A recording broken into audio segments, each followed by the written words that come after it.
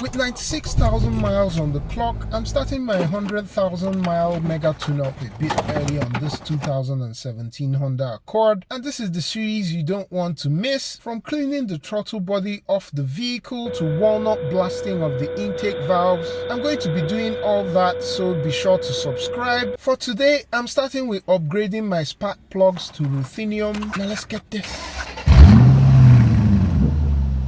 You know the drill, engine cover will need to come off, as well as the ignition coils and the old spark plugs. Honda recommends replacing the spark plugs at 105,000 miles. That's the distance that the maintenance minder works with. I'm sure some of you will be asking why Ruthenium. You'd actually be surprised at the reason why I chose this upgrade. Compared to Iridium, Ruthenium spark plugs have a slight edge in operation under extreme conditions such as extreme heat or pressure, which is typical in modern engines. They also have an advantage in offering a more complete burn for the fuel, and they also feature better wear resistance or longevity. Now, the real reason why I chose Ruthenium over Iridium, which this car calls for, is the price. Normally, you would expect Ruthenium spark plugs to be more expensive than Iridium, but in this instance, I was able to get a huge discount on the Rutheniums, and so it made all the sense to do this switch. I'll leave the link in the description just in case you want to check it out. Now, here are the old spark plugs. Nothing remarkable about them, but let's do a quick close-up comparison with the new one.